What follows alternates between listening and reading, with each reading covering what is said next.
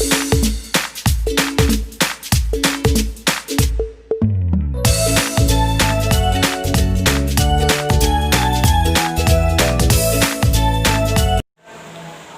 anak-anak Tangguh kelas 6. Assalamualaikum warahmatullahi wabarakatuh. Apa kabarnya kali ini? Semoga kalian semua dalam keadaan sehat dan juga tetap semangat belajar ya. Oke, pada pertemuan kali ini kita sudah masuk ke bab 4. Bab 4 yaitu tentang geometri ruang. Tapi karena kalian belum punya rangkumannya, jadi kalian belajarnya dari buku paket dulu ya. Kalian bisa buka buku paket kalian halaman 73 bab 4 geometri ruang. Nah, sekarang siapa yang penasaran geometri ruang tuh yang seperti apa ya? Kira-kira bentuknya seperti apa ya? Nah, daripada kita penasaran, langsung saja kita belajar bersama. Check it out. Bab 4 geometri ruang. Anak-anak, sebelum kita membahas sifat-sifat geometri ruang, kalian bisa membuka buku paket kalian halaman 75. Di sana ada cerita motivasi tentang seorang matematikawan yang bernama Euclid. Kalian bisa membacanya ya. Oke, setelah kalian membaca, kita belajar bersama tentang sifat-sifat bangun ruang. Bangun ruang yang pertama yang akan kita bahas adalah prisma. Prisma adalah bangun yang dibatasi sisi alas, sisi atas, dan sisi tegak. Prisma yang rusuk tegaknya tegak lurus pada sisi alasnya disebut prisma tegak. Sisi alas dan sisi atasnya berbentuk segi banyak. Segi banyak itu bisa segitiga, segi 4, segi 5, segi 6, segi n. Nah, segi n ini huruf N-nya bisa kalian ganti dengan angka. Misalnya jadi 7. Kalau diganti 7 menjadi segi 7 ya. Kalau diganti 8 berarti bisa menjadi segi 8 dan seterusnya. Nah, ternyata kubus dan balok juga termasuk prisma tegak. Kenapa? Karena sisi alas dan sisi atasnya itu bentuknya sama dan ukurannya sama. Perhatikan gambar di samping. Perhatikan gambar ini ya. A, B, C, D, E, F disebut titik sudut. Nih, A, B, C, D, E, F. Ini disebutnya titik sudut. Kemudian A, B, A, C, B, C, A, B, A, C, B, C, D, E, E, F, D, F, A, D, dan seterusnya itu disebut rusuk. Kemudian ABC disebut sisi alas. Ini ya, A, B, C disebut sisi alas karena dia di bawah. Selanjutnya DEF. DEF disebut sisi atas karena dia ada di atas ya. Kemudian ABED. ABED, BC, BC, FE itu disebut dengan sisi tegak. Karena mereka yang berdiri dengan tegak ya, jadinya disebut sisi tegak. Untuk selanjutnya, sifat-sifat prisma secara umum. Prisma terdiri atas sisi alas dan sisi atas yang bentuk dan ukurannya sama. Ini bentuknya segitiga, atas bawah sama ya. Kedua, prisma mempunyai sisi alas dan sisi atas yang sejajar. Ini sejajar. Sejajar itu kalau misalnya ditarik garis lurus tidak akan pernah bertemu, disebutnya sejajar. Selanjutnya, nomor 3, prisma mempunyai sisi-sisi tegak yang berbentuk persegi panjang, kecuali kubus. Ya, ini bentuknya persegi panjang ya. Kecuali kubus. Ya, kalau kubus bukan persegi panjang, tapi persegi ya. Selanjutnya, yang nomor 4, jarak antara sisi alas ya, mohon maaf. Jarak antara sisi alas dan sisi atas disebut tinggi prisma. Sisi alasnya kan ini, kemudian sisi bawahnya ini. Sisi alasnya dan sisi atasnya ini. Nah, jaraknya itu kan berarti ini ya. Itu merupakan tinggi prisma. Kemudian selanjutnya ada jenis-jenis prisma.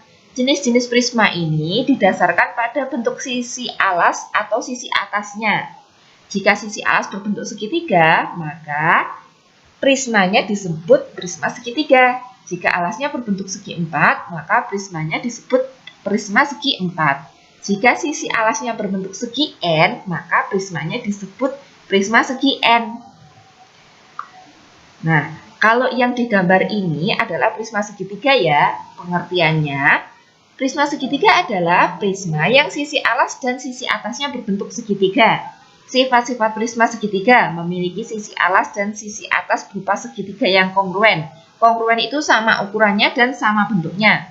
Kedua, memiliki sisi tegak yang semuanya berbentuk segi empat. Sisi tegaknya yang tadi ya, bentuknya segi empat semua. Kemudian yang ketiga, memiliki 9 rusuk. Coba dihitung. 1, 2, 3, 4, 5, 6, 7, 8, 9. Benar ya, memiliki 9 rusuk. Memiliki 6 titik sudut. 1, 2, 3, 4, 5, 6. Ternyata benar. Prisma segitiga memiliki 6 titik sudut. Kalian bisa mencoba mencari banyak rusuk dan juga banyak titik sudutnya di prisma yang lain. Untuk selanjutnya, kita akan membahas tabung. Tabung adalah permukaan tertutup sederhana yang batasnya berupa bagian dari tabung dan alasnya berupa lingkaran. Suatu tabung dapat dipandang sebagai suatu prisma khusus yang alasnya berupa daerah lingkaran. Jadi, tabung merupakan sebuah prisma yang alas dan atasnya berbentuk lingkaran. Tahu ya yang tabung itu gimana ya? Ini kayak gini tabung. Kalau benda di sekitar kalian, bisa toples, bisa kaleng susu, itu bentuknya tabung. Sifat-sifat tabung. 1. Mempunyai 3 sisi, yaitu sisi atas, sisi alas, dan sisi lengkung. Sisi atas ya, atas ini. Terus sisi alas, kemudian sisi lengkung itu yang berdiri ini.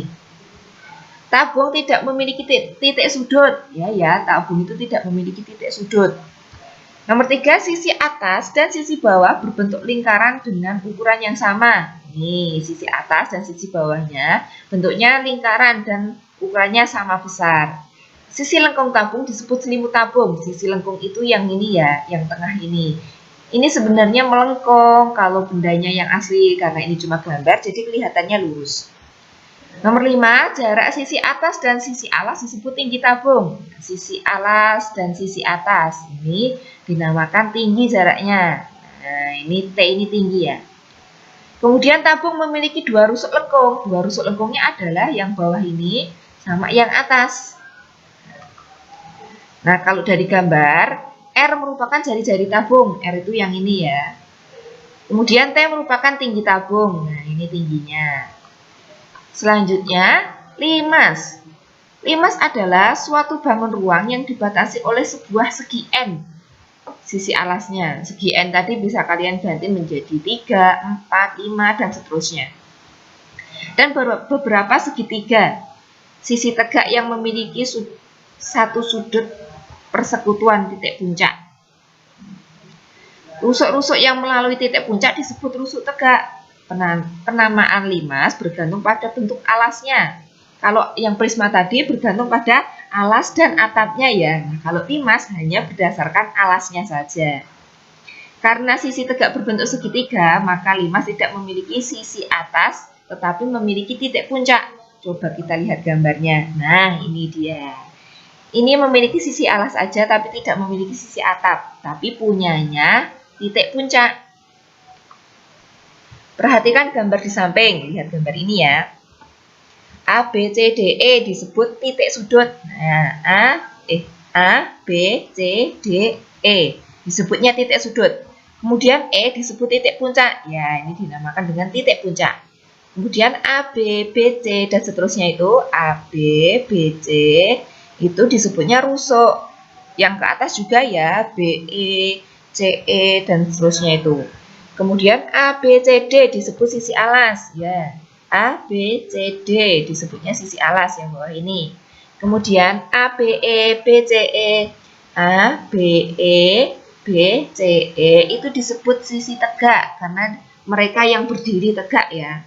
Bentuknya segitiga. Kalau yang prisma tadi kan bentuknya persegi panjang. Nah, kalau limas bentuknya segitiga. Sifat-sifat limas secara umum. 1. Mempunyai sisi tegak berbentuk segitiga. Ya, ini bentuknya segitiga. 2. Sisi alas limas berbentuk segi banyak. Benar, ini yang bawah ini bisa diganti segitiga, segi 4, segi 5, dan seterusnya. Memiliki satu titik puncak. Ya, limas selalu memiliki satu titik puncak di sini ya.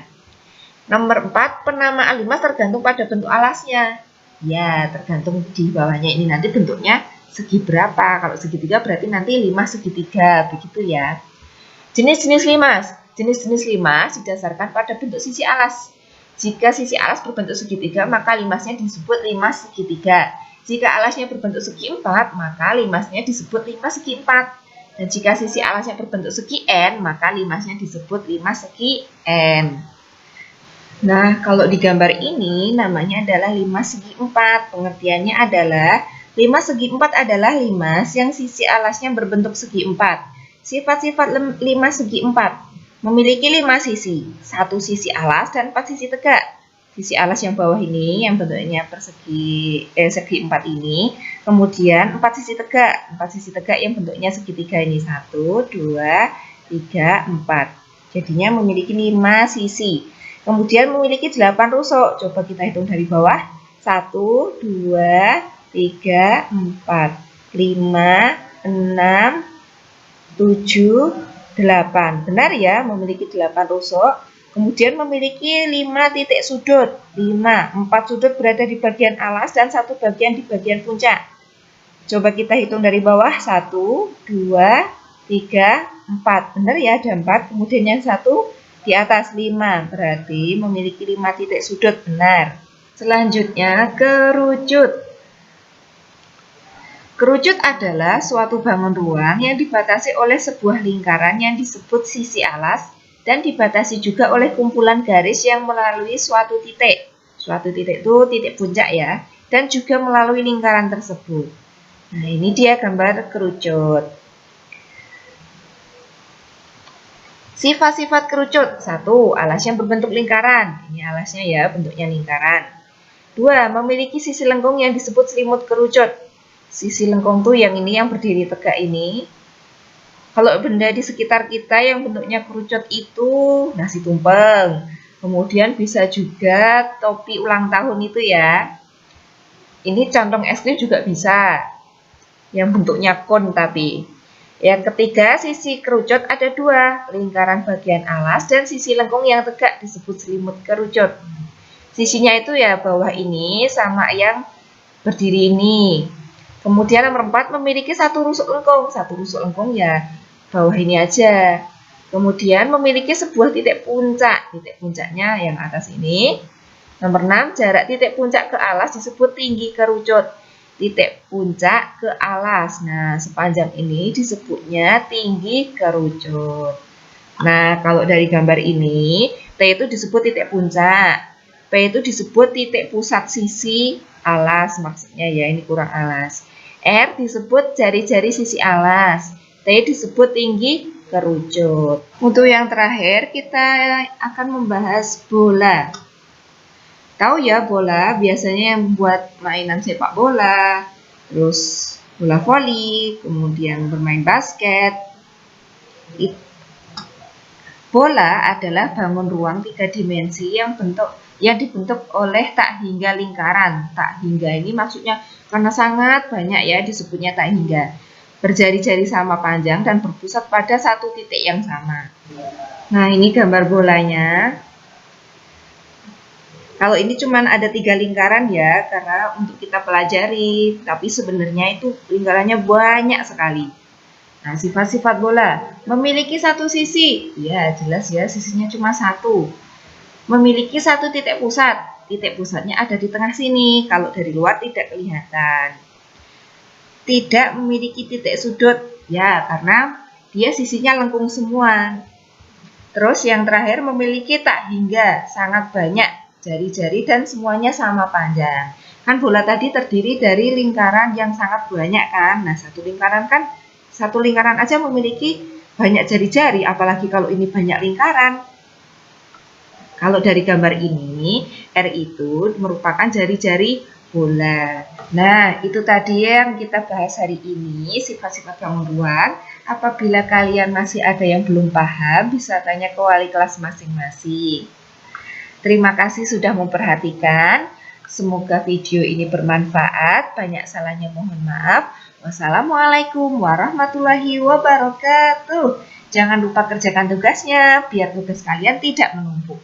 Pokoknya setiap langsung dapat tugas itu langsung dikerjakan biar tugasnya tidak menumpuk. Begitu ya anak-anak tangguh.